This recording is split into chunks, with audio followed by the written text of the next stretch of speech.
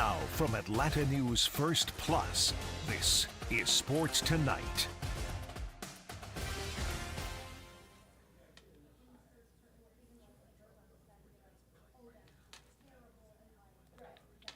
Happy Thanksgiving. Happy Thanksgiving. Welcome to Sports Tonight here.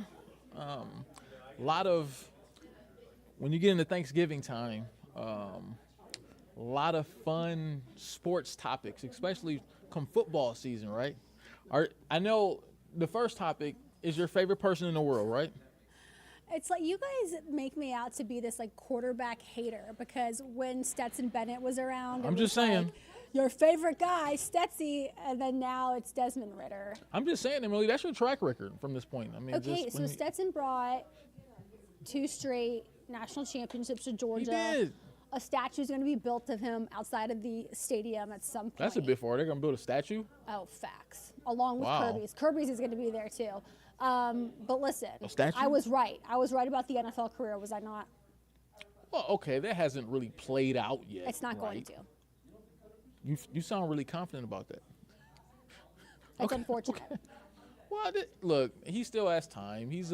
I was going to say he's a young man, but he wasn't even a young man in college, right? But no, I mean, he He still was at one point. Right. He's still relatively young. I wouldn't rule out Stetson Bennett's career yet. I'm not making fun either. I'm not Right, like, for this sure. is not something No. I'm making fun of. For sure. I just don't see it happening at this point, given what's transpired Okay. since the beginning of the season. But that's not who we're here to talk about. No. We're here to talk about Desmond Ritter. And Desmond Ritter was out there talking today for the first time since he was named the starting quarterback again. Remixed.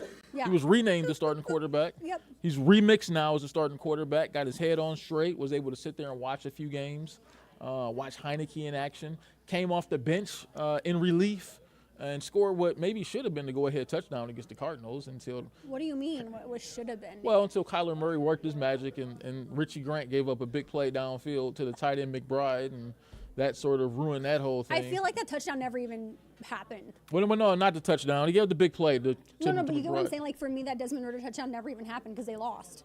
So it's like, Yeah. it's like. He did his part, but they lost the game. Obviously, that's all that matters. That was their 3rd straight loss, right? So it's he's back to try to rescue them in a big, huge, not just rivalry game on Sunday against the Saints. It's the Saints. I mean, that's the biggest. Enough said. But as far as the divisional standings, that's a huge game because they're a game behind the Saints. You lose this game, you fall a couple games behind. They got the tiebreaker. It gets really ugly, especially in this division. You don't really want to fall behind like that. Everything's so tight. Yeah, I mean, listen, the Saints are 5-5. The Falcons are 4-6. Yeah. The NFC South has no business being this weak. But here we are. I mean, think about it. We knew that was coming, though. Yeah. But historically speaking, like, the Saints are usually good. Yeah. And then, Facts. The Bucks, Falcons, and Panthers kind of like every year they have one of those teams are good. Right. But this year they're just like all flatline. Like, I'm waiting for somebody to get revived. Let's do it. But this weekend something will happen here, right? Yeah. I mean, between the Saints and the Falcons, you got to believe one of the two will probably more than likely win the division unless the Bucks start doing right. something. I mean, I can't rule out Tampa. The Falcons already have a win over the Bucks, though, right? So, like, you have a good feeling about that. So, this is as big as it comes, Scott, and you know that. I think you said, like, the biggest game up until this point. For sure. And the Falcons seem to believe, at least head coach Arthur Smith says he believes that Desmond Ritter gives them their best chance to win. So we've got to go with what the head coach says. That's the decision. I'm not even sure that Heineke can go this weekend if he had to. No, probably not. He's been battling injury. Yeah. He wasn't really practicing this week so far. So who knows if he could play. Look, like I said it from the beginning, I didn't believe Desmond Ritter should have been benched anyway. I feel like give him 17 games. I mean, he has 55,000 turnovers, Scott. True, and I get it. And look, when you holding that football, I do, because when you're the quarterback and you're holding that football in the NFL, you're holding a lot of people's hopes and dreams in your hand. Including your own, right? I mean, that's a whole coaching staff that hopes and dreams. I mean, you got families. you spend a lot of money. Fans who spend a lot of money. You have a lot of coaches who are being paid a lot of money who are depending on you to hold on to that ball so that they can keep their jobs and keep their careers alive. So when you're holding that ball, whether you're a quarterback or any other position, but in this case, definitely when you're a quarterback, you're holding a lot of hopes and dreams in your hands. So, yeah, I understand him being benched. He turned the ball over 12 times, and that's a lot for any it was the most. I don't know if there's been more Yeah. since he's been benched, but It's a lot. 12 turnovers. That's 6 touchdowns thrown, 6 interceptions thrown, 6 fumbles. It's kind of weird, ain't it? I mean, I don't want to say it, but 666. It's kind of weird, yeah. It's just all been ugly for him, right? So, I mean, I understand why he was benched. Because Costly turnovers. And like I said, this is a grown man's game here. You can't consistently turn the ball over in the NFL and keep your job just because so many jobs are on the line and depend on you taking care of the football. So I think the time off gave him that sort of revelation in his own mind. You think? Yeah, I think so. I think he knows what he needs to do and what he needs to be. As a matter of fact, Oh, yes. I was out there today, Yes. and I want to play some of what he had to say, and you can definitely tell that there's a more mature aspect of him. Oh, I can't wait to And I hear think this. sitting those couple He weeks, gained maturity in like 3 to 4 weeks. he gained maturity. That's all it took. I believe he did. Check it out. Okay.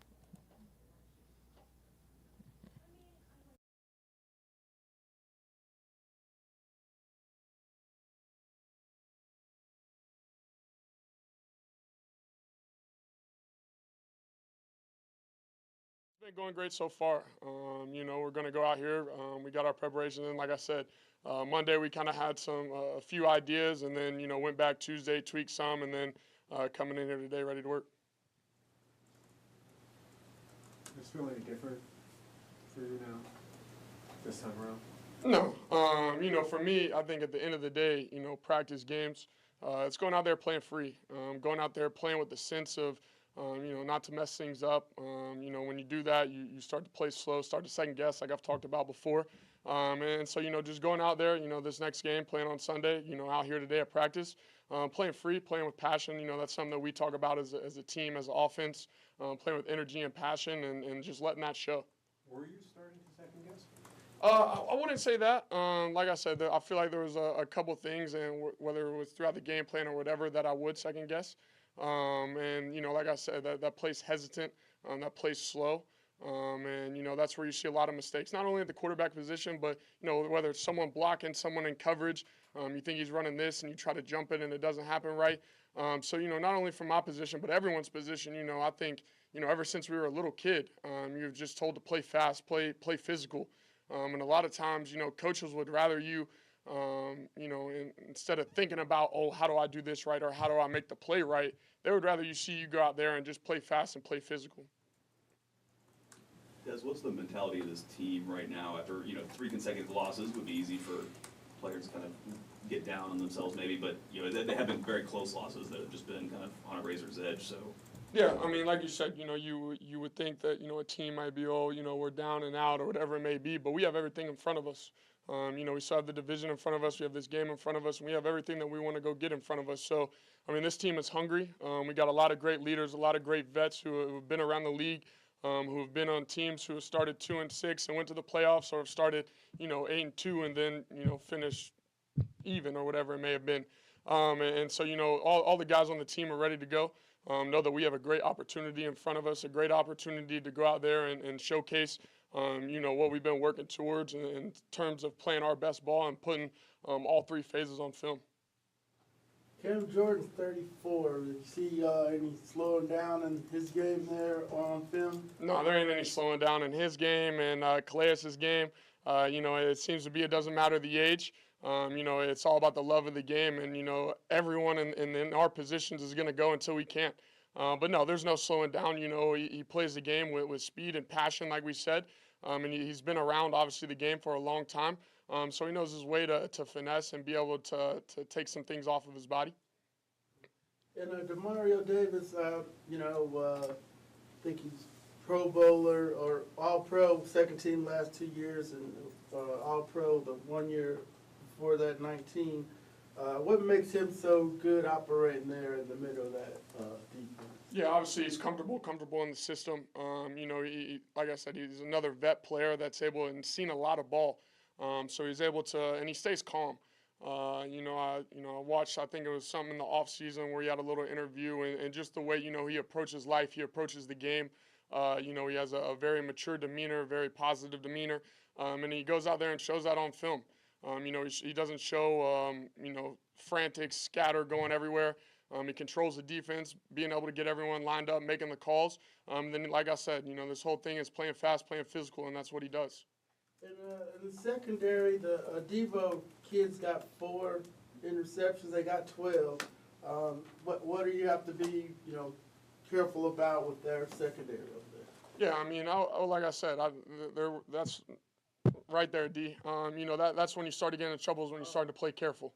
What we're going to do is trust what we do out here on Wednesdays and Thursdays and Fridays, trust our practice, trust our training and what we've been trained to do, and we're going to go out there and play fast.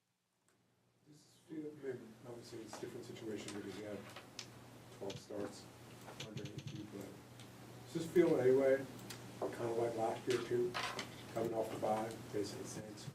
No, completely different, yeah.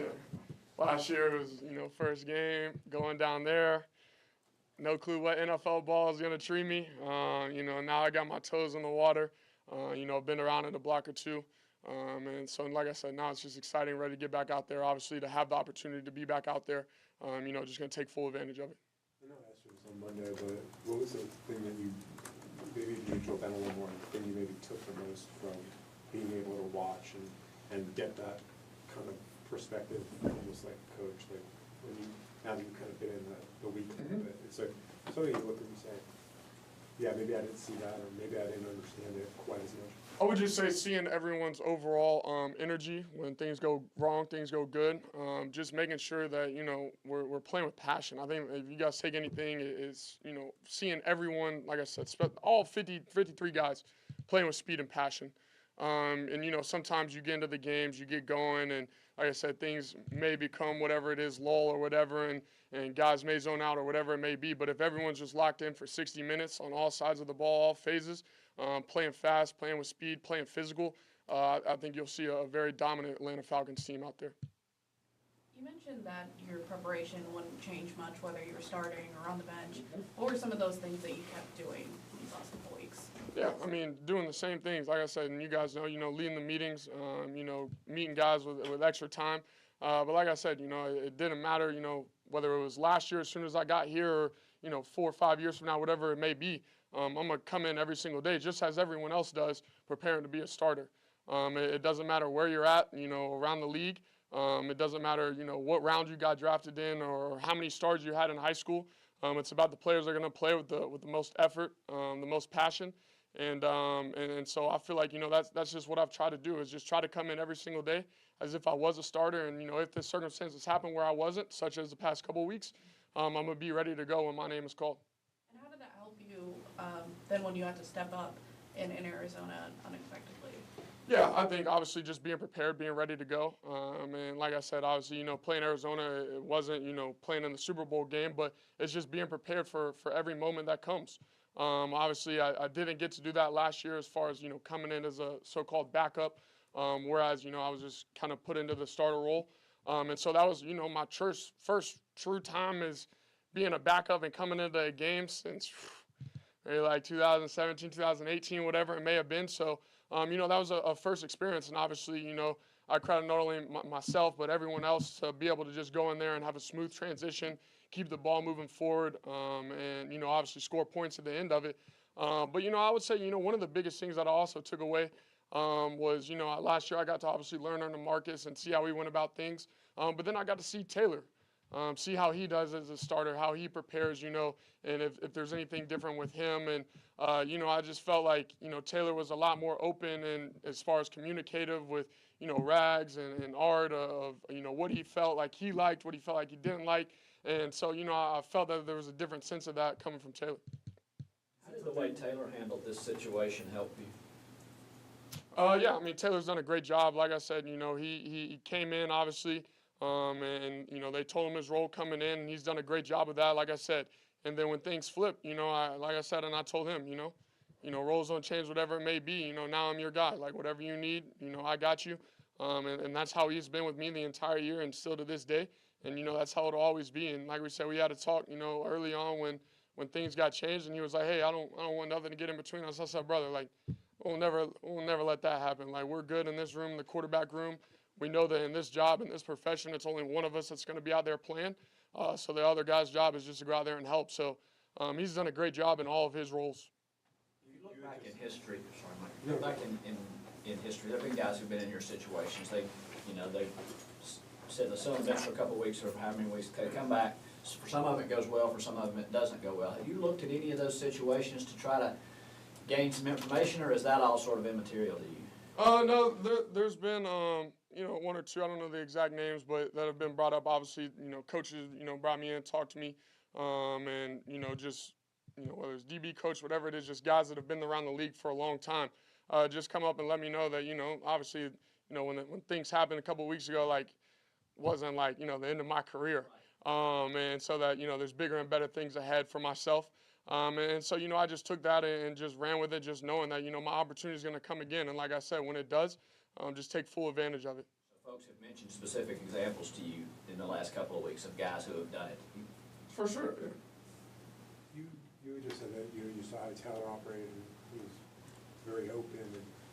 And were you maybe not as open before? Was that something maybe you weren't doing as much? Or? Yeah, I wouldn't say I wasn't not as open, but there was a different form of just say communication. It was a different way that I didn't even see last year with Marcus. I didn't feel like I really did that at Cincinnati. I kind of just went with it, and so it was just different. It's a new experience, new guy. Like I said, everyone learns different, everyone gets coached different, and so you just see it different ways. And I'm sure if Logan was in there and Logan was at the one spot, he'd have it a different way too. So like I said, it's just growth, it's just experience. With everyone, obviously Taylor's been in the league for a little while, so he's been around a couple teams, he's seen it done a different couple ways, and obviously that's the best way that helps him. And so it's just interesting to see how it all worked out.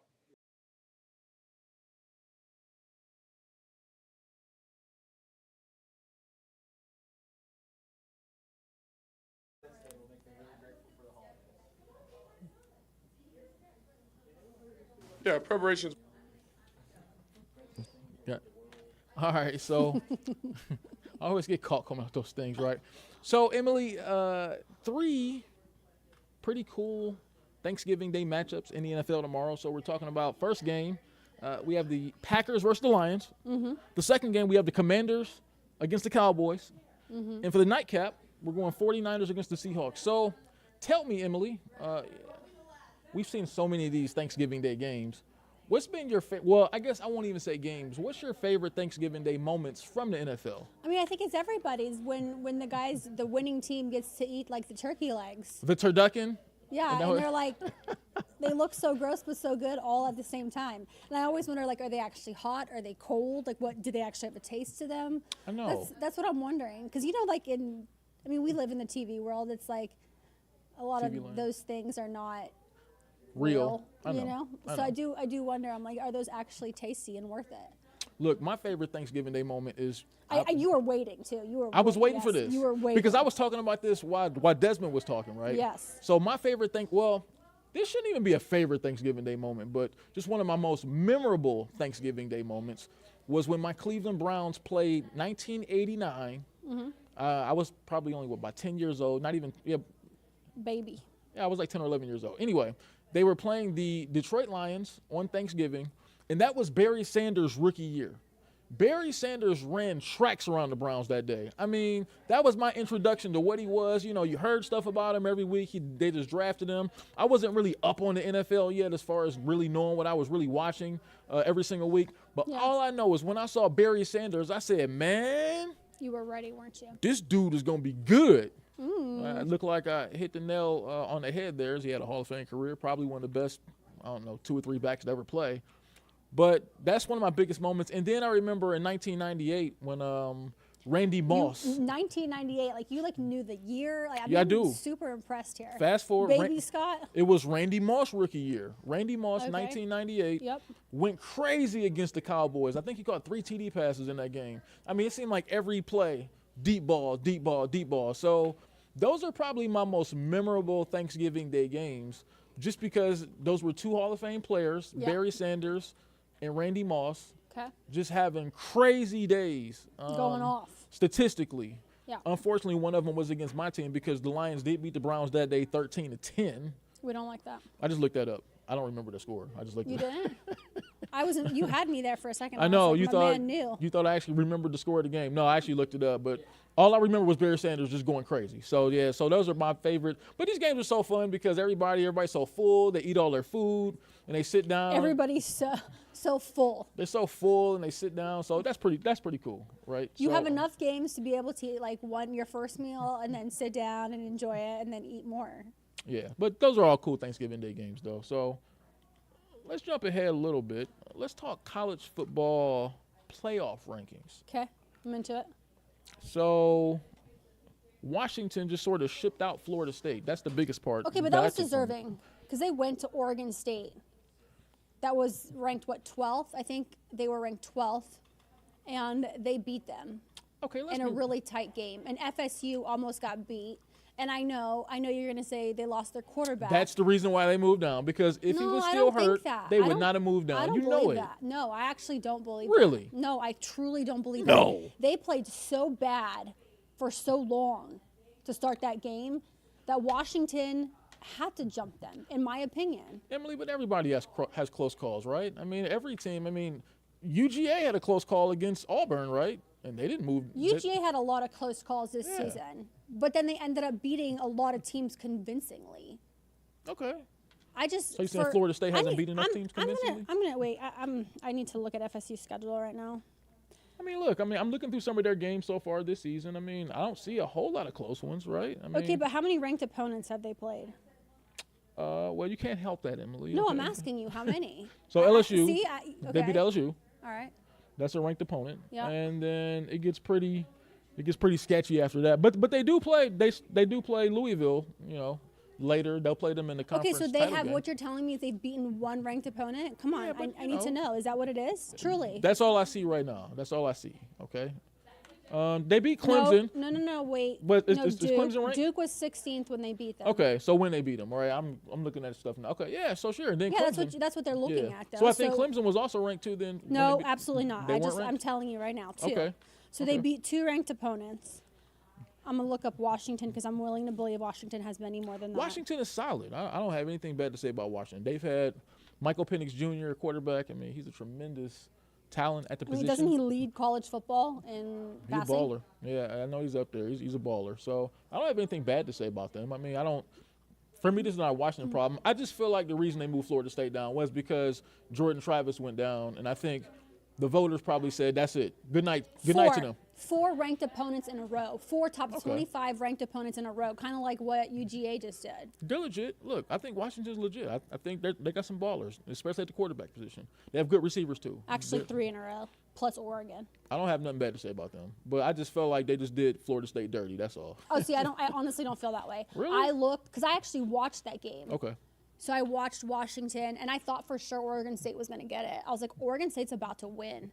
The weather was awful, but they squeezed it out there at the very end. Okay. And I thought, you know what, they're going to jump FSU simply because of beating a number 12 team, on the road. Yeah. So, and like I said, the week before, they beat 18 Utah. The week before that, they beat 20 USC. And then a few weeks before that, they beat number 8 Oregon. Well, look, this weekend things are going to shake out anyway, right? Because look at the rivalry games this weekend. So you have Ohio State playing Michigan. One of those teams is going to bite the dust. I mean, that's just what it is. That's the way things are shaking down. Ohio State and Michigan, they have to play each other this week. Somebody's got to go, right? Both are undefeated. Oh yeah, I mean every season this happens. I mean, listen, I actually think that Florida could beat Florida State this weekend at the Swamp. Ooh, really? Oh, Well, yes. okay, so 1,000% yes. I truly believe Florida can beat FSU at home. Florida just look like they don't never want to win. Yeah, they do it to themselves, right? It's like they almost beat Mizzou at Mizzou, and then they just kind of gave up in the last couple minutes or last minute of the game. I'm like, guys, they were up by 1 point, and they just gave it to Mizzou. I was like, what are we doing? Mizzou is a very improved team, Ellie. I know. I think, but you agree with me on that? Florida just gave that game away at the end. They're like, bye, we're Emily, only I'm up telling by you, every 1 time point. I've watched Florida this season, they just look like a team that don't never want to win. Every single time. Even when they And it's play well and they're unfortunate. in it, they just don't ever want to win. It's unfortunate. I think that, 4th and 17. That's right. Ellie said 4th and 17. Ellie, a huge Mizzou fan. Billy Napier might get fired. I think he should. What are we doing? You might get fired. I think that college football is better when you have your teams like UF I thought you were going to say college football is in the better top 25. You know, like seriously, like this year, the historically, I should say, good teams are kind of making a comeback. Like I think college ball is best when Texas, USC, Florida, Miami, It's been a long time for the since you've been good. Alabama, Auburn are all in the top 25. I agree with LSU. I just think like for college football, that's when I enjoy watching it. And UF hasn't been good in so long. Probably since Urban Meyer was there, right? I mean, no, when Mullen was there, they did okay. Yeah. I mean, there's a reason he's not there anymore. They were kind of mid. You know, they weren't really. I never really took them seriously while he was I mean, there, they honestly. went the only other team that's gone to the SEC championship game in the East in like however many centuries Yeah. since Georgia's But you knew they were going to get. But you knew they were was going to get Florida. blown out. But you knew they were going to get blown out in that game. Wait, which game? Wasn't it like a couple years ago when they were in the SEC championship game? Yeah, Yeah, 2020. They weren't that good then. I don't know. They had Trask, and I thought they did pretty well that Yeah, season, they were okay. actually. I never took them seriously that year. Well, did you actually watch them that season? Yeah, I remember, and that's why I didn't take them seriously because I didn't think they were that good, honestly. And they played Alabama in the SEC championship Okay. game. But I thought, I mean, that year they played pretty decent, to be honest with you, in my opinion. I mean, some things gonna shake down this weekend. This is shakedown time? Saturday. You know, where things are going to Shakedown sort of. Saturday? This is Shakedown Saturday. That's what I like to call it myself. I don't know what they call it, but I'm calling it Shakedown Saturday because things are going to shake down, especially with Ohio State and Michigan. One of those teams are going to That's bite the only dust. one you care about because you're an OSUer. Well, I mean, that's huge in the national championship picture. It's huge for the playoff picture, you know. So, hey, look, before we go, let's talk about the Hawks real quick, right? Trash. That was All a right, trash. well, there's the That was assessment. a trash Trash. performance last night. I'm just tripping off the amount of points that were scored. I mean, 157 or 152, I want to call that old school NBA because they used to be the scorers like in the 80s and stuff. But that was beyond that. I mean, either team There was no even overtime, no double no overtime, no overtime or triple nothing. overtime. Did either team even entertain the thought of playing some defense at some No, point, no. or even give thoughts of maybe trying to come up with a stop? I mean, that's kind of ridiculous. That's not championship level basketball. That's why I'm calling it trash. You know, I have no issues with what, you know, the Hawks are still, I guess, rebuilding or whatever you want to call it. They're still trying to figure things out under their new head coach or I however guess. you want to say it.